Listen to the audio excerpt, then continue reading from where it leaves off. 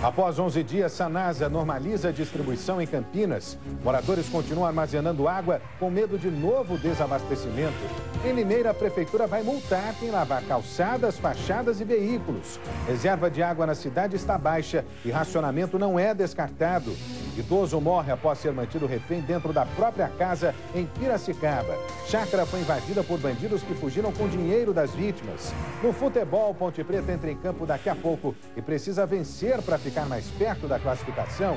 O Band Cidade começa agora.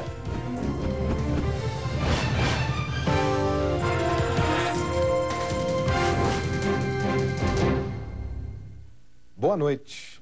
A Sanasa normalizou hoje a captação de água em Campinas. Os moradores da cidade passaram 11 dias com as torneiras secas.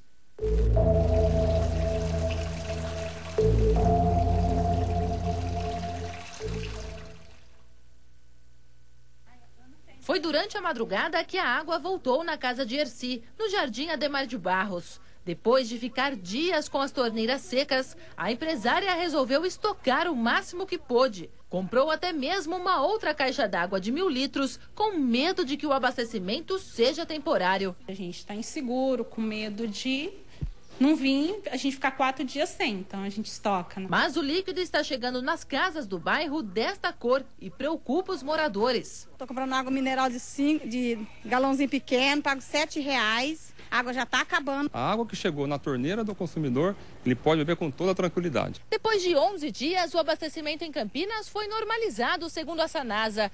Isso porque a qualidade da água do rio Atibaia melhorou e os técnicos conseguiram tratar uma maior quantidade do recurso. Em Atibaia choveu em torno de 20 milímetros e em Itatiba choveu em torno de 11 milímetros.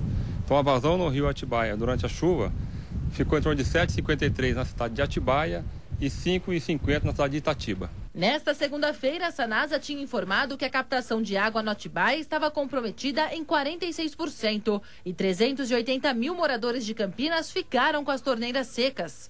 A chuva que caiu domingo não foi suficiente para abastecer a cidade. Na semana passada, 850 mil pessoas ficaram sem água. Mas agora a Sanasa garante que a população pode ficar despreocupada, pois não deve ter novos desabastecimentos. Se a qualidade da água do rio tiver uma condição que não tenha suporte para tratamento, então a gente tem que reduzir a captação. Em ela conseguindo ser tratada, como está sendo hoje, a gente mantém o abastecimento da cidade como um todo normalmente. Com uma crise hídrica que está sendo difícil até de se prever por especialistas, é melhor manter a cautela, né? Ao longo do dia, os telespectadores aqui da Band procuraram a nossa redação informando sobre a falta d'água nos bairros São Martinho, Parque Vila União, Vilagem Barão Geraldo e no condomínio Parque dos Eucaliptos. Em alguns casos, a água até chega, mas tem baixa pressão, não sobe para as caixas dos imóveis. A Sanasa acredita que seja um problema pontual. A empresa pede para que os moradores entrem em contato pelo 0800 7721 195. A Polícia Civil de Piracicaba procura a quadrilha que assaltou uma chácara e manteve um casal de idosos como refém. Eles agrediram as vítimas. O dono da casa, de 72 anos, não resistiu à violência. Diante da brutalidade, o silêncio. O corpo de Francisco Pocignolo foi sepultado nesta terça-feira. Durante o velório, a família preferiu não dizer uma palavra diante das câmeras. O medo e a indignação calaram a voz dos parentes. Ninguém consegue falar, eles estão bastante abalados. Segundo o filho do casal, os bandidos invadiram a casa por volta das 11 horas da noite. Queriam dinheiro. R$20 mil, toda a economia da família. Durante a ação, o idoso de 76 anos foi amarrado e espancado até a morte. Pelo menos 5 criminosos participaram do roubo. O corpo foi encontrado pela mulher dele, que conseguiu se soltar. O caso foi registrado como latrocínio. Roubo seguido de morte é o terceiro latrocínio registrado este ano em Piracicaba. A estatística assusta. Eu não saio mais à noite. Deu 9 horas, eu estou dentro de casa, não saio para nada. A violência chegou às áreas mais afastadas da cidade.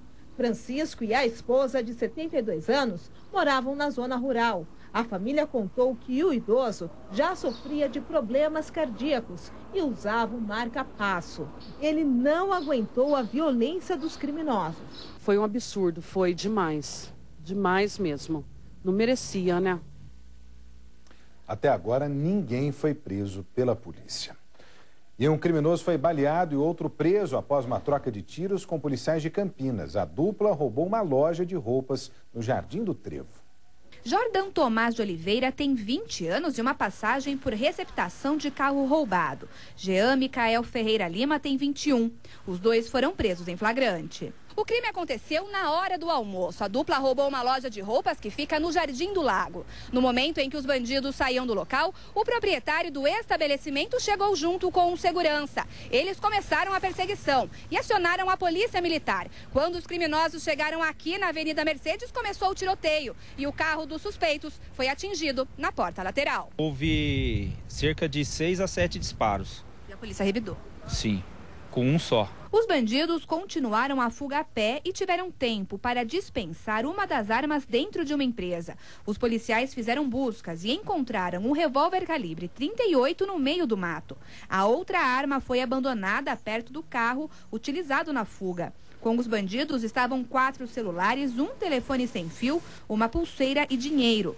Todo o material foi apreendido. No local da prisão ficaram manchas de sangue. Jean foi baleado na mão, recebeu atendimento e depois foi socorrido. Nos pés dos bandidos estavam os tênis que eles tinham acabado de roubar. Mais 5 pares foram recuperados. O prejuízo foi avaliado em R$7 mil. Criminosos explodiram um caixa eletrônico dentro de um supermercado de Santa Bárbara do Oeste. O crime foi na madrugada. Essas imagens mostram a chegada dos criminosos. 2 deles descem. Repare que um dos suspeitos carrega um pé de cabra. Após a explosão, eles voltam para o interior da loja e, na sequência, fogem com o compartimento que armazena o dinheiro. Essas imagens feitas pela Guarda Municipal mostram a destruição provocada pela explosão. Além do caixa eletrônico, a área próxima ao equipamento também foi atingida. No local, os guardas apreenderam uma barra de ferro e R$39 mil, abandonados pelos suspeitos. Ao todo, os bandidos levaram R$47 mil. E a seguir, comércio começa a contratar para suprir vagas temporárias.